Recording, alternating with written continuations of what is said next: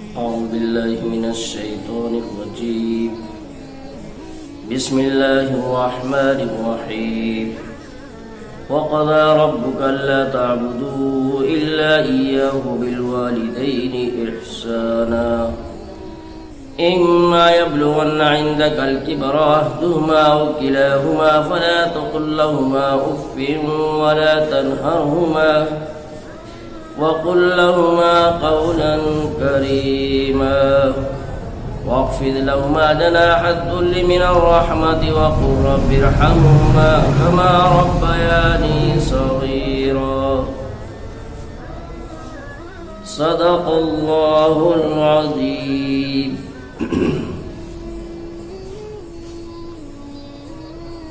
اللہ تبارک و تعالی نے قرآن کریم کی اس آیت میں ماں باپ کے حقوق کا ذکر کیا ہے. اللہ نے ارشاد فرمایا کہ تیرے رب نے یہ فیصلہ کر دیا ہے کہ اللہ کے علاوہ کسی کی عبادت نہیں کرنا اور والدین کے ساتھ میں حسن سلوک کا معاملہ کرنا.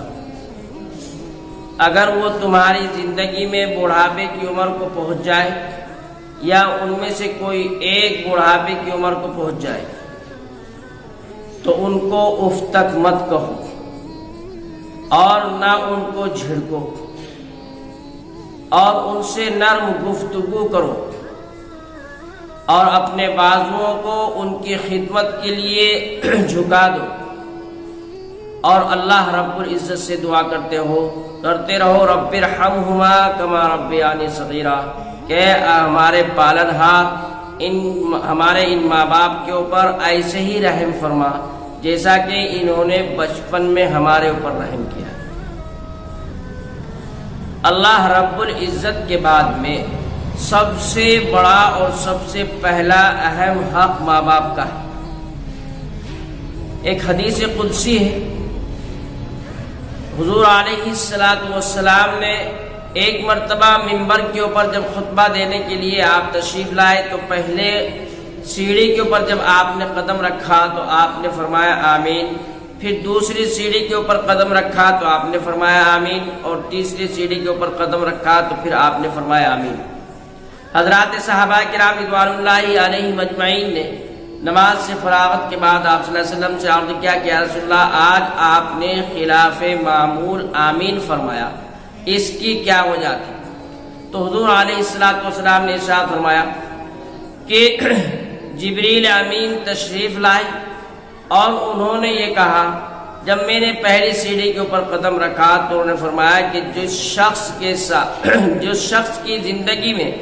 رمضان المبارک کا مہینہ ہے اور وہ اس مہینے کے اندر توبہ اور استغفار کر کے اللہ کی عبادت کر کے اس کو راضی اور خوش نہ کر لے ایسا آدمی ہلاک. تو اس کے اوپر میں نے آمین کہا. پھر دوسری سیڑھی کے اوپر جب میں نے قدم رکھا تو جبریل امین نے کہا کہ جس شخص کے ماں باپ زندہ ہوں اور وہ اپنے ماں باپ کی خدمت کر کے ان کو راضی اور خوش کر کے اپنے آپ کو جنت کا مستحق نہ بنا لے ایسا آدمی بھی ہلاک و برباد ہو. میں نے اس کے اوپر آمین کہا. اور تیسری سیڑھی پر جب میں نے قدم رکھا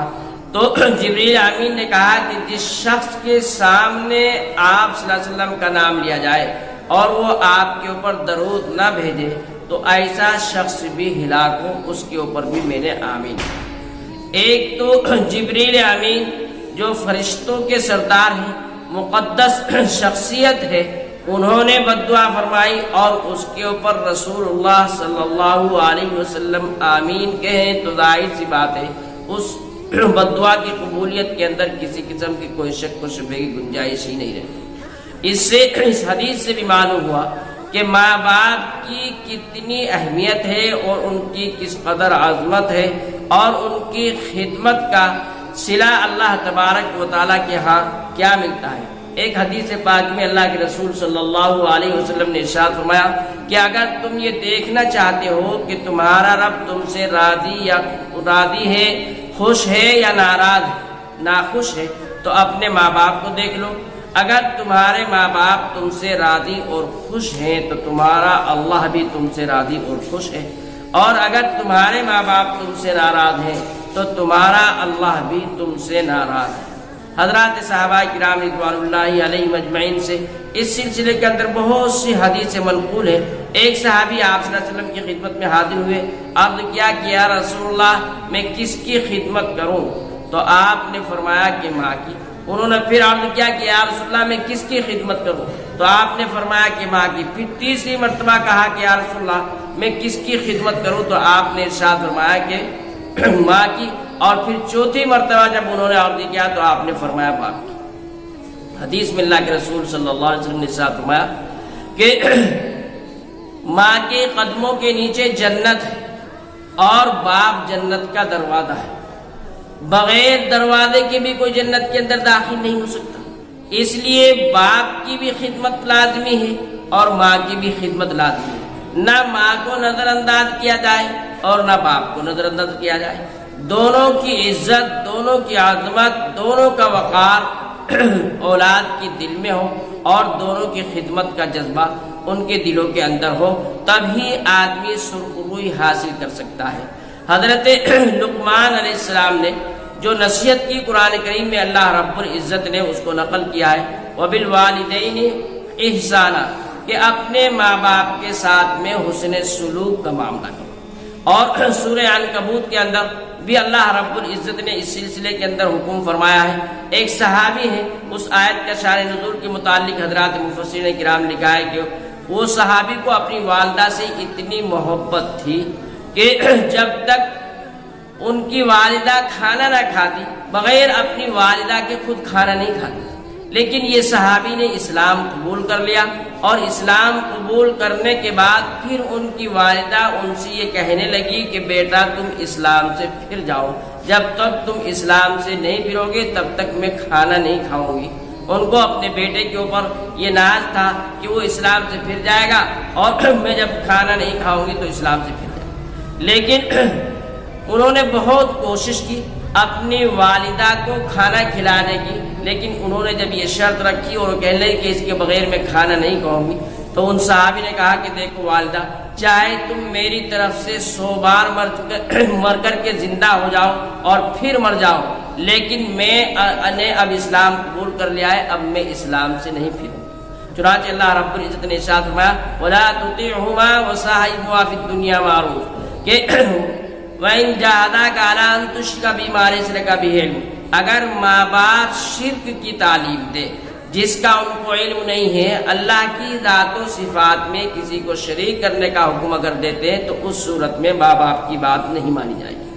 اللہ نے خود فرمایا لا تطیعہما، ان کی اطاعت اور فرمانبرداری مت کرو، وصاحبہما فی الدنیا معروف، پھر بھی یہ فرمایا ان کے عمل کو تم مت دیکھو،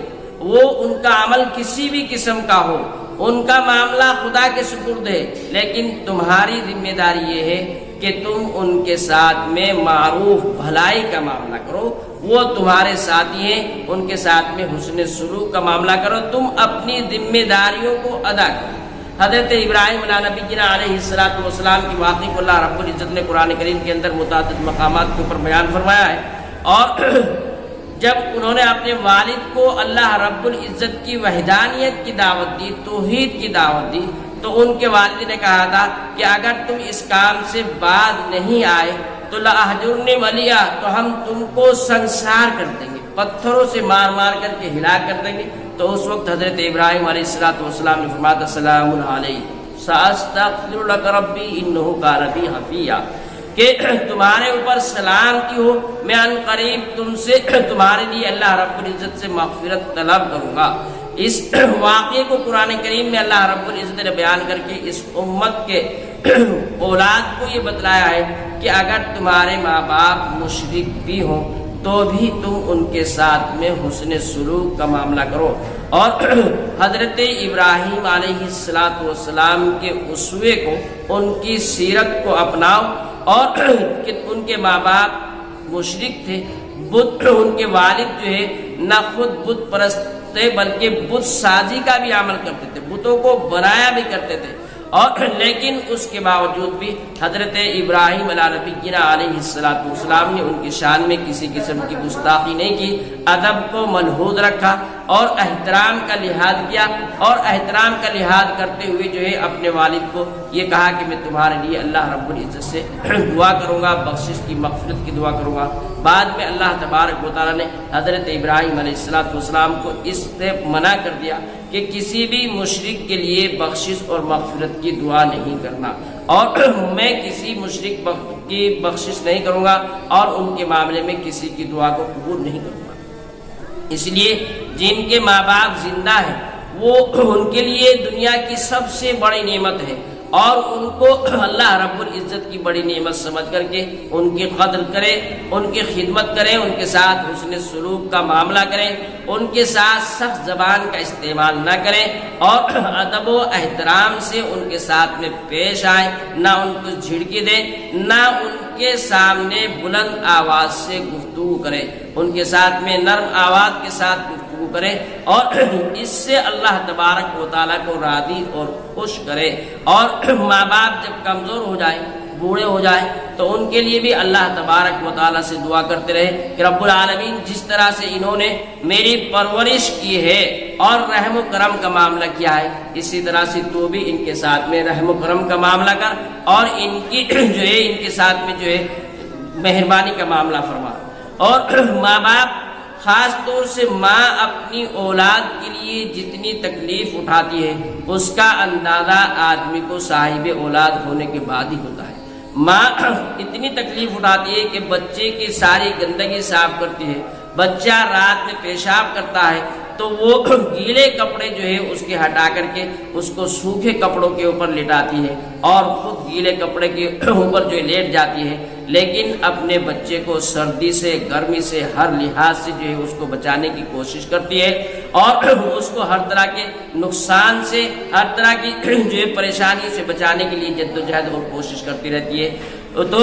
یہ اولاد کو بڑے ہو کر کے یہ نہیں سوچنا چاہیے کہ ماں باپ نے ہمارا کیا کیا ہے، بلکہ ماں باپ نے وہ کام کیا ہے جو دوسرا کوئی بھی نہیں کر سکتا، اور جس کا اندازہ ہمیں اب نہیں بعد میں ہوتا ہے۔ اس لیے اولاد کو ماں باپ کے ساتھ اطاعت اور فرمانبرداری کا معاملہ کرنا چاہیے۔ عام طور سے شادی شدہ افراد یہ کرتے ہیں کہ شادی ہونے کے بعد جو ہے وہ ماں باپ کو چھوڑ کر کے الگ ہو جاتے ہیں۔ اگر الگ بھی ہو گئے، کسی کی بیوی اس سے مطالبہ کرتی ہے کہ وہ اس کو علیحدہ رکھے، لیکن ماں باپ کے نان و نفقے کی، ماں باپ کے خرچ کی، ان کے علاج کی، ان کی دوائی کی، ان کے کھانے پینے کی ذمہ داری اولاد کے اوپر ہوتی ہے۔ اس طرح سے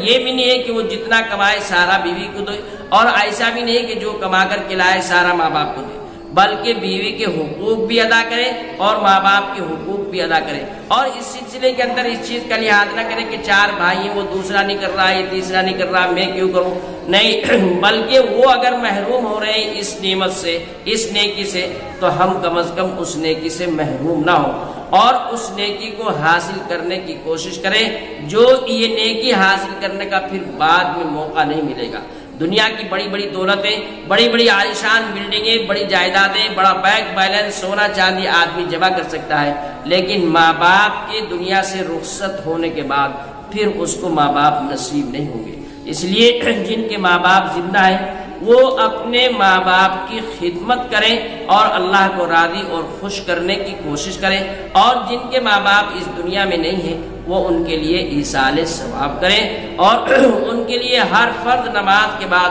کچھ نہیں تو کم از کم 3 مرتبہ سورہ اخلاص پڑھیں، اول آخر 3 مرتبہ درود شریف پڑھیں، اور سورہ اخلاص پڑھ کر کے پھر اللہ تبارک و تعالیٰ سے دعا کریں کہ اس کا ثواب ان کی روح کو پہنچے، اور ان کی بخشش کی، ان کی مغفرت کی، ان کے درجات کی بلندی کی، جنت الفردوس میں اعلیٰ مقام عطا کرنے کی اللہ تبارک و تعالیٰ سے دعا کرتے رہیں، تو ان کا حق تو ادا نہیں ہوتا، لیکن ان کی جو ہے یہ کچھ ہماری ذمہ داری کچھ ادا ہوتی ہے۔ ایک صحابی حضور علیہ السلام کی خدمت میں حاضر ہوئے، عرض کیا کہ یا رسول اللہ، میں نے اپنی والدہ کو اپنی پیٹھ کے اوپر بٹھا کر کے حج کے تمام ارکان ادا کرائے ہیں، طواف بھی کرایا، مینا میں بھی لے گیا، رمی جمار کنکر مارنے کا عمل بھی کیا، عرفات میں بھی گیا، سعی بھی کی، حج کے جتنے بھی ارکان تھے وہ سارے کے سارے ان کو میں نے اپنی پیٹھ کے اوپر بٹھا کر کے ادا کرائے ہیں۔ اے اللہ کے رسول، کیا میں نے اپنی ماں کا حق ادا کر دیا؟ تو اللہ کے رسول صلی اللہ علیہ وسلم نے ارشاد فرمایا کہ حق ادا کر دیا۔ تم نے تو اتنا بھی نہیں کیا کہ جتنا جس وقت تم پیدا ہو رہے تھے اور تمہاری ولادت کی تکلیف سے تمہاری والدہ نے ایک بار آہ کی تھی، یہ تو تم نے اس کا بھی حق ادا نہیں کیا۔ ماں باپ کے بہت بڑے بلند حقوق ہیں، اس لیے اولاد کے لیے ضروری ہے کہ وہ جو ہے ماں باپ کو خوش کرنے کی کوشش کرے۔ حضور علیہ السلام کے صحابی کا واقعہ ہے کہ ایک صحابی کی والدہ ان سے ناراض ہو گئی، ناخوش ہو گئی، اور ان کا آخر وقت آیا تو ان کی زبان کے اوپر کلمہ نہیں آ رہا تھا۔ صحابی دوسرے صحابہ حضور علیہ السلام کی خدمت میں حاضر ہوئے اور کیا کہ یا رسول اللہ، فلاں صحابی کی زبان پر کلمہ جاری نہیں ہو رہا ہے۔ آپ صلی اللہ علیہ وسلم تشریف لے گئے اور آپ نے پوچھا کہ ان کے کوئی غلط کام کیا ہے، کوئی گناہ ہے؟ تو بتلایا گیا کہ ان کی والدہ ان سے ناراض ہے۔ چنانچہ آپ صلی اللہ علیہ وسلم نے ان کی والدہ سے کہا کہ تم اپنے بیٹے کو معاف کر دو۔ کہنے لگی میں اس کو معاف نہیں کروں گی، یہ تو صرف اپنی بیوی کی سنتا تھا اور اس نے میری نہیں سنی، اس لیے اس کو میں معاف نہیں کرتی۔ آپ صلی اللہ علیہ وسلم نے فرمایا کہ اگر تم اس کو معاف نہیں کرو گی تو یہ جہنم کی آگ میں جلے گا۔ کہنے لگے کہ میری طرف سے کہیں بھی جلے، مجھے اس کی کوئی پرواہ نہیں ہے۔ تو اللہ کے رسول صلی اللہ علیہ وسلم نے اپنے صحابہ کو لکڑیاں جمع کرنے کا حکم فرمایا اور صحابہ کرام رضوان اللہ علیہم اجمعین نے لکڑیاں جمع کی اور پھر اس میں آگ لگا دی گئی۔ جب وہ آگ دہکنے لگی تو آپ نے اپنے صحابہ سے فرمایا کہ ان کو اٹھا کر کے اس آگ میں ڈال دو۔ جب صحابہ ان کو آگ میں ڈالنے لگے تو ان کی جو والدہ تھی وہ فوراً اٹھ کر کے آئی اور کہنے کہ تم میرے بیٹے کو آگ میں ڈالتے ہو۔ اللہ کے رسول نے فرمایا کہ اگر تم نے اس کو معاف نہیں کیا تو یہ جہنم کی اس سے تیز آگ کے اندر جلیں گے۔ انہوں نے کہا کہ اللہ کے رسول، میں نے اپنے بیٹے کو معاف کر دیا۔ جیسے ہی ماں نے معاف کیا ان کی زبان کے اوپر کلمہ جاری ہو گیا اور اس طرح سے ان کا خاتمہ ایمان کے اوپر ہو گیا۔ تو ماں باپ یہ اللہ رب العزت کی بڑی نعمت ہے۔ یہ جن کے ماں باپ زندہ ہیں ان کے لیے بڑی سعادت اور خوش قسمتی کی بات ہے کہ وہ اپنے ماں باپ کی خدمت کریں اور اپنے ماں باپ کو کسی بھی سلسلے کے اندر ناراض نہ کریں اور ان کے ساتھ کسی بھی طرح کا بدسلوکی نہ کریں۔ اس سے ہماری دنیا اور آخرت دونوں کامیاب ہوتی۔ ماں باپ کی دعا اولاد کے حق میں ڈائریکٹ اللہ تبارک و تعالیٰ قبول فرماتے ہیں۔ اس لیے ہمیشہ کوشش ہونی چاہیے کہ اپنے ماں باپ سے دعائی لیتے رہیں، کبھی ستا کر کے ان سے بد دعا ان کی زبان کے اوپر نہ لائیں، نہ آنے دے۔ اور ماں باپ کو بھی چاہیے کہ اگر اولاد کی طرف سے کبھی جانے انجانے کے اندر کوئی تکلیف پہنچ جائے تو وہ اس کو اس تکلیف کی حالت میں بد دعا نہ دے۔ اس لیے کہ